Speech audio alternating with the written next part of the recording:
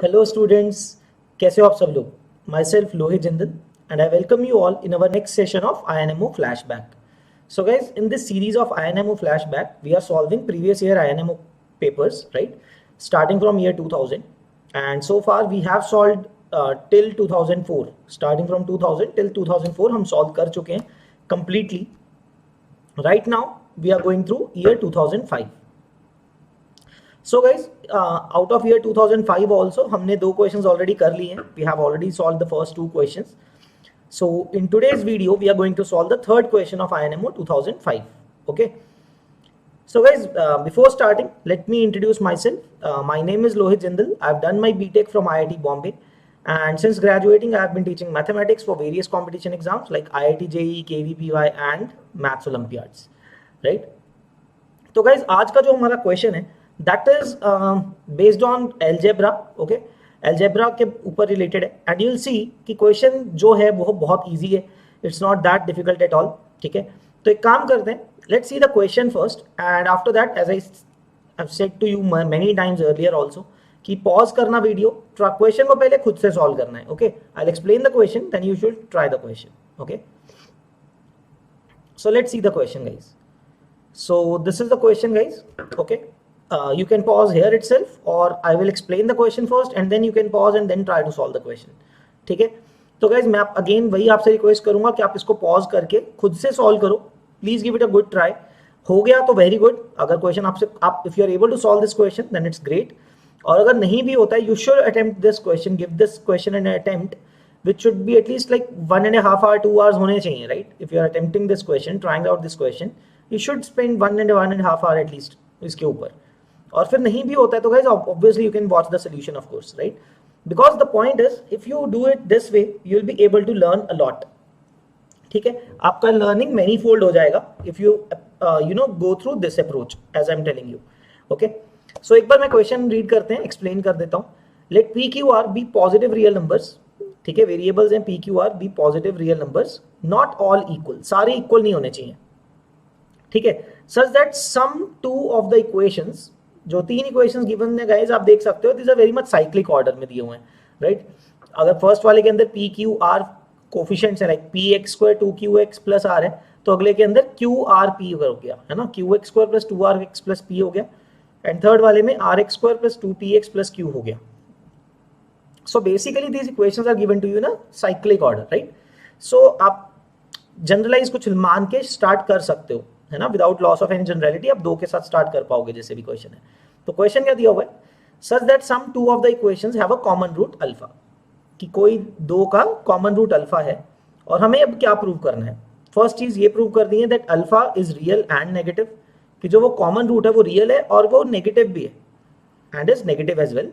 And second thing कि the third equation has non real roots. अगर कोई दो का रियल रूट कॉमन आ गया और वो हमने निकाल लिया कि नेगेटिव है, after that the remaining third equation has non real roots. ये हमें प्रूव करना है, राइट?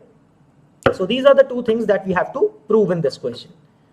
तो गाइस एक काम करते हैं, without loss of any generality first two का मान लेते हैं कि रियल कॉमन रूट है, right? Without loss of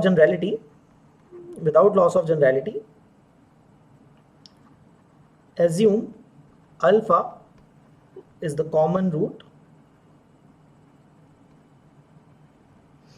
of first two equations of equation 1 and 2.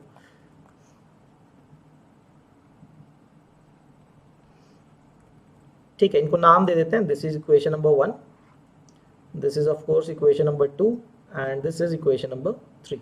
ठीक है, इक्वेशन नंबर 1 और 2 का कॉमन रूट है अल्फा, राइट? तो गाइस अब देखो, अगर दोनों दो इक्वेशंस हैं उनका कॉमन रूट अल्फा है, हमने मान लिया कि उन दोनों का एक कॉमन रूट अल्फा है. फर्स्ट ऑफ ऑल एक तो ये हो सकता है कि दोनों के that alpha might be the unreal root. पहले ये एज्यूम कर लेते हैं. हमने तो अभी अल्फा देखा ना कि दोनों का कॉमन रूट अल्फा है. ठीक है, अगर दोनों का कॉमन रूट अल्फा है then that might be unreal as well, non real हो सकता है. ठीक है, तो इन दैट केस गाइज अगर कॉमन रूट एक अल्फा है, यहाँ पे PQR तो पॉजिटिव रियल नंबर्स हैं, तो इक्वेशंस के ऐसा तो नहीं हो सकता कि PQR बेसिकली कॉम्प्लेक्स सेट को नहीं बिलोंग करते हैं. तो ऐसा नहीं हो सकता कि एक रूट रियल है एक नॉन रियल है, वैसा नहीं हो सकता किसी क्वाड्रेटिक के लिए. ओके सो इसमें गाइस अज्यूम करते हैं if alpha is imaginary, basically if alpha is non real. Okay sorry guys, just a second. So for assuming if alpha is non-real, तो गाइस अगर जो कॉमन रूट है अगर वो नॉन रियल है, ये गिवन है कि दो का कॉमन रूट है, कॉमन रूट अल्फा है, let's say that root alpha is non real, then doesn't that mean कि एक रूट अगर नॉन रियल है तो दूसरा वाला जो दूसरा वाला जो रूट होगा वो भी नॉन रियल है. We know that for a quadratic the non-real roots exist in conjugates, right? If alpha is non-real, that implies alpha conjugate is also common root, right? ये हमें पता है ना कि they exist in pairs, imaginary roots exist in pairs, तो अगर एक root common है तो दूसरा भी कॉमन होगा.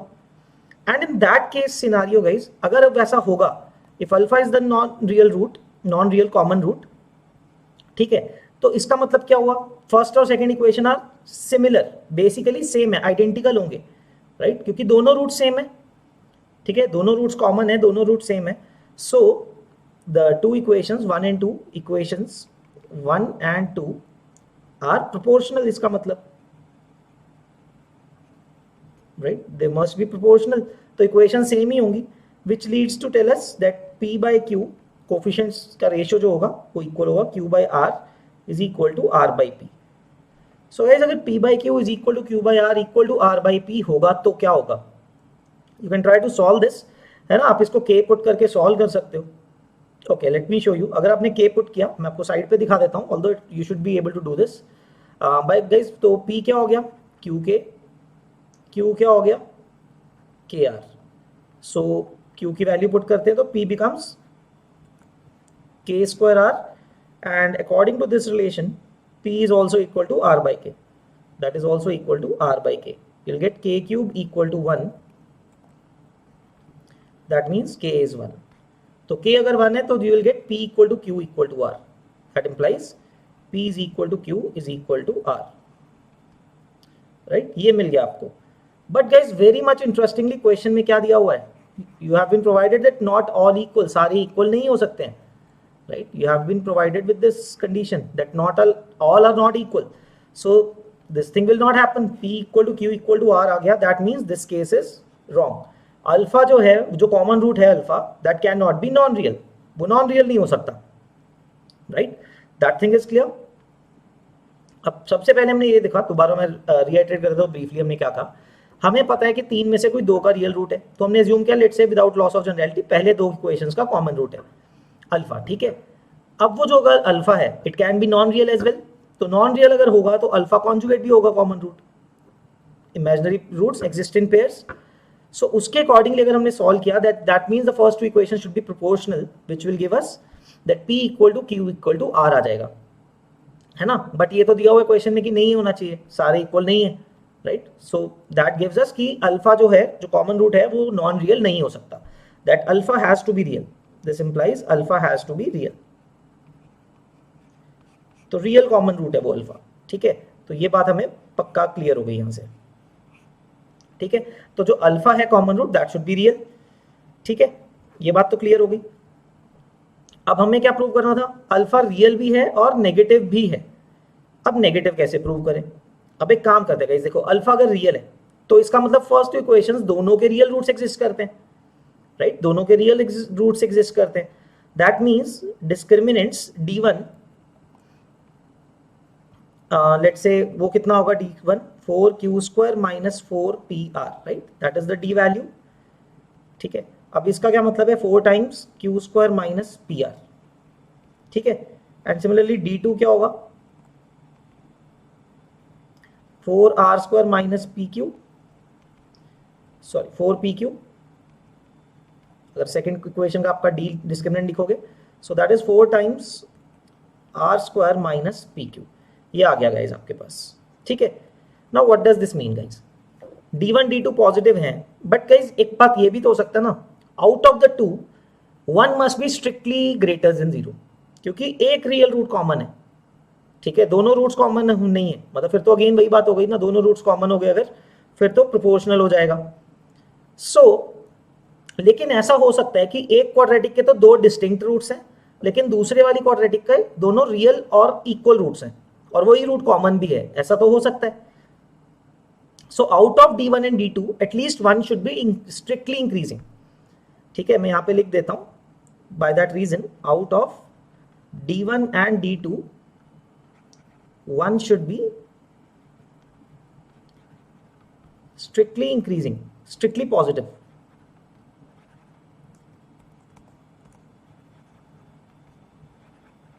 Strictly positive.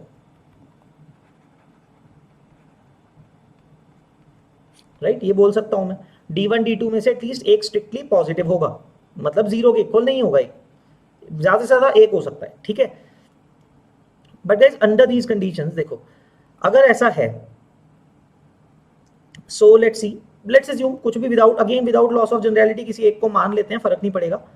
Without loss of generality let's say q square minus P r is greater than zero, D1 जो है, और जो D2 है that is r square minus p q is greater than equal to zero. ये मान लिया हमने. ठीक है, अब ये क्या बन गया, q square greater than P r and ये बन गया r square greater than P q. ठीक है, ये बन गया. नाउ गाइस मुझे तो ये प्रूव करना था ना कि इसका रूट क्या है. ये तो प्रूव कर लिया कि हमने अल्फा रियल ही होगा. अब लेकिन वो रियल रूट है क्या, कॉमन रूट है क्या, लेट्स सी. ये भी प्रूव करना है ना कि वो नेगेटिव है रियल रूट. ठीक है, सो गाइस उसके लिए क्या करोगे आप, you will solve the equations, two equations, p alpha square plus 2 q alpha plus r equal to zero. First equation में क्यू एक्स को अल्फा डाल दिया, सेकेंड इक्वेशन में भी एक्स को अल्फा डाल देंगे.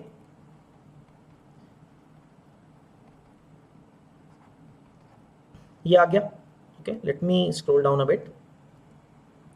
तो गाइज इनको अब सॉल्व करना पड़ेगा हमें, right. Will have to solve them by using elimination method. तो आप फर्स्ट इक्वेशन में q मल्टीप्लाई कर दोगे, सेकंड इक्वेशन में p मल्टीप्लाई कर दोगे, correct. So your equation will look like p q alpha square to eliminate alpha square of course. ठीक है, plus 2q square alpha plus rq equal to zero, and the second one is pq alpha square plus 2rp alpha plus p square equal to zero. ठीक है, if you subtract them simply, अगर आप इसको simply subtract करते हो, what you will see, this will get cancelled. Okay, minus minus हो जाएगा. So alpha के साथ कॉमन क्या आएगा, 2 alpha is common, will get Q square minus P R, right, plus और minus P square minus Q R equal to zero. So guys यहां से आपके पास कॉमन रूट क्या आएगा, alpha will be equal to P square minus Q R divided by Q square minus P R times 2. So that is your common root alpha, right. तो थोड़ा और major कर देता हूँ. सो that is your common root alpha. So guys अगर आप एक बात देखोगे, we know that p square minus Q r, p square minus Q r, okay, उसकी वैल्यू निकाल लेते हैं. Q square minus P r तो पॉजिटिव है, so the denominator is positive, all we have to consider is the sign of the numerator, है ना, p square minus Q r. अब वो भी फाइंड कर लेते हैं, देखो कैसे. So guys this is Q square greater than P R, R square is greater than P Q. इन दोनों को मल्टीप्लाई करते हैं, क्या मिलेगा, Q square R square is greater than, sorry यहाँ पे ग्रेटर देन इक्वल टू आना था, is greater than P square Q R, right. ये आ गया. Since P Q R are positive, I can cancel the terms as well. Q are एक एक cancel हो जाएगा यहां से. So you get Q R is greater than P square, और you get P square minus Q R is lesser than zero.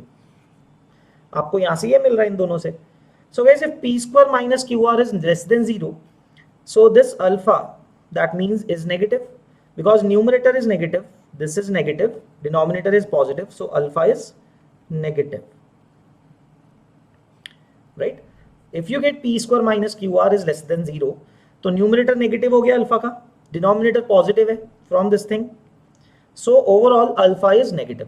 तो guys सबसे पहले हमारा फर्स्ट पार्ट प्रूव हो गया कि अल्फा जो होगा वो रियल वाला होगा, और वो अगर वो रियल वाला जो होगा वो नेगेटिव रूट होगा, negative root will be common. Although इसका वैसे ना एक और तरीका भी है that I could tell you, that is simply जो इक्वेशंस है ना, जो फर्स्ट टू इक्वेशंस हैं, since P Q R positive, उनके जो रूट्स होंगे, दोनों होंगे रूट्स, वो दोनों ही नेगेटिव होंगे. That is quite interesting. बताऊं कैसे? देखो, see you can observe this thing. मुझे ये सब करने की एक्चुअली जरूरत नहीं थी, but still we could say this thing in another way. Try to listen to it carefully. Once we've said कि अल्फा रियल है ना, कि दोनों फर्स्ट टू इक्वेशंस का जो कॉमन रूट अल्फा है वो रियल है. बट मुझे पता है गाइस, दोनों इक्वेशंस के लिए जो आप प्रोडक्ट ऑफ रूट्स देखते हो वो भी पॉजिटिव है, and sum of roots is negative, है ना. माइनस क्यू बाई पी आएगा, minus two q by p will be the sum of roots of the first equation. तो सम नेगेटिव है दो रूट्स का, प्रोडक्ट पॉजिटिव है. That would mean दोनों roots negative है, इजंट इट? दोनों roots negative हुए ना, इसका मतलब. So if there are two quadratic equations, both of them are having negative real roots, both negative real roots, तो अगर common root है उनका, वो वाला negative ही तो होगा common root. ठीक है, that is also the way to think about it. चलो, anyways, but we proved it by finding the common root as well. तो हमने prove कर दिया वो common root जो होगा आपका negative हो गया. Right? So guys, so we have solved proven the first part till now. A part हमने prove कर दिया इस question का. Right? We are able to prove that alpha is real and negative होगा, नॉन रियल नहीं है. और अगर अल्फा जो रियल है वो पॉजिटिव नेगेटिव होगा. Right? Now the B part guys, the third equation has non real roots. तो गाइस उसका आंसर ना हमने इसके स्टेप्स में ही ढूंढ लिया है. What is the discriminant of the third equation? ठीक है, let us write the discriminant D3, that is 4p square minus 4qr. So 4p square minus 4qr. So guys इसमें से अगर आप 4 कॉमन निकालते हो, right, that is p square minus qr. ठीक है, सो गाइस ऑलरेडी हम प्रूव कर चुके हैं that p square minus qr has to be negative. Right, वो नेगेटिव होना पड़ेगा. सो since from this thing we know that this has to be negative, that means the third equation should possess, जो भी third equation आपके पास बचता है, that should possess non-real roots. In this case, this should possess non-real roots. Right? क्योंकि हमने माना था कि first two equations का common root है. तो guys इसमें ये confuse नहीं होना कि हमने first two का क्यों मान दिया और third का क्यों नहीं माना, because बच्चों it's symmetric, cyclic way में आपको equations दी हुई हैं.